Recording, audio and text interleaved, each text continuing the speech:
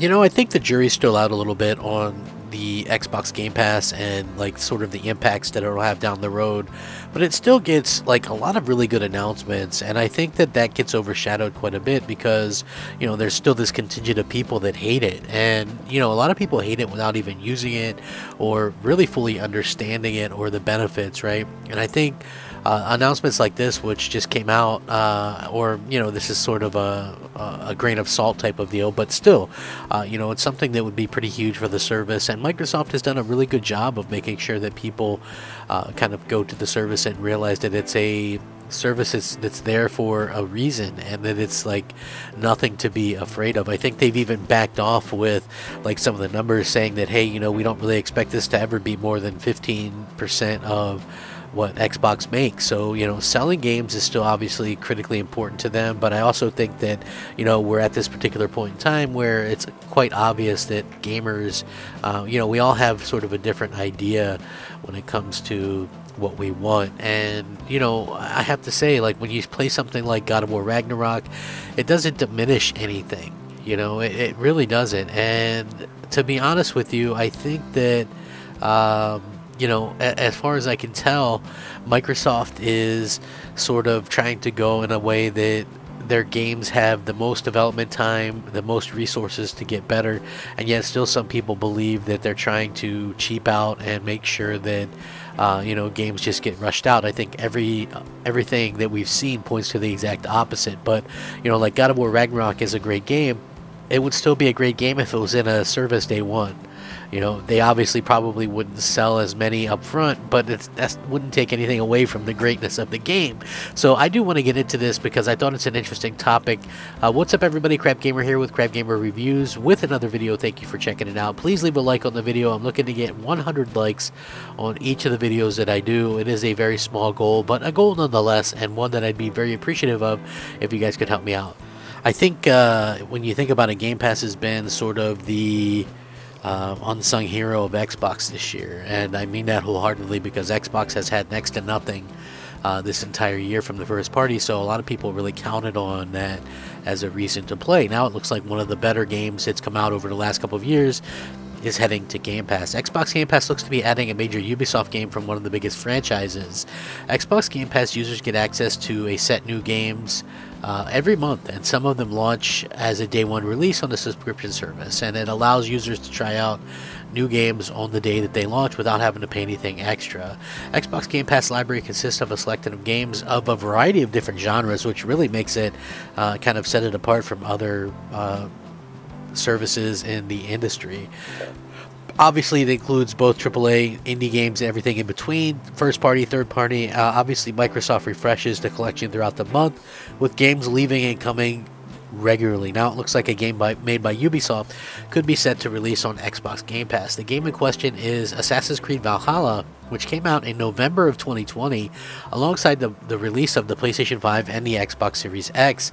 And this rumor comes from a website, XGP, which has shared an image from the Polish Xbox store featuring Assassin's Creed Valhalla with a Game Pass badge. Xbox Game Pass claims that the logo disappeared shortly after, but it managed to grab a screenshot of the store before the change. As always, rumors should be taken with a grain of salt, and gamers will have to wait for official confirmation from either Microsoft or Ubisoft, but it does look like this is a leak, as Assassin's Creed Valhalla was spotted on the Polish site as being part of Game Pass, and it could signify that it's going to join very soon.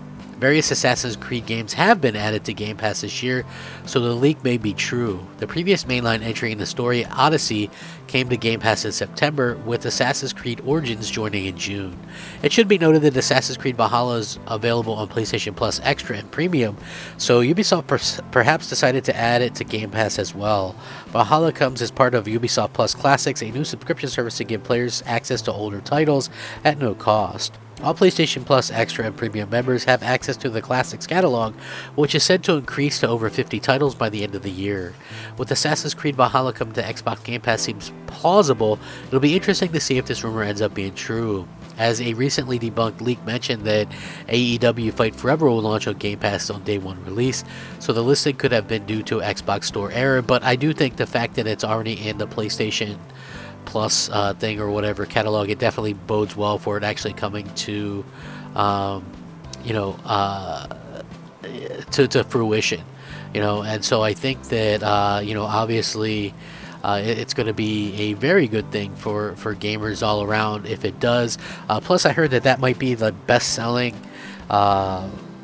Assassin's Creed game for Ubisoft, which means it's already tapped out its potential for people who are willing to buy, and therefore they're possibly looking for people who maybe just to kind of expand the series, which was where, you know, Game Pass would come into play. And I think that's a very good thing to do and a very good thing to offer. And, you know, I think Microsoft should definitely work on getting more of these games to come out. Like, listen, I know a lot of people hate hearing this, but I do think it's been a slow couple of years, you know, all around. So we'll see. You know, like I said, I know a lot of people like will jump on me for saying this because they're like, no, PlayStation has had all of these games and they're great and this and that. And I'm like, well, listen, I'm not, if we're just talking about first parties, and I'm not going to count remakes or remasters because that's stuff that we already could have played, even if it's something from Xbox or something that I really liked, you know, there's no sense in counting those types of games, in my opinion, anyway. So I wouldn't count those, or like indies or time stuff. Like that stuff doesn't matter. If like you're talking first party, and in general, I feel like we haven't had a ton. You know, but you know, again, if you're having fun and you enjoy stuff, then that's on you.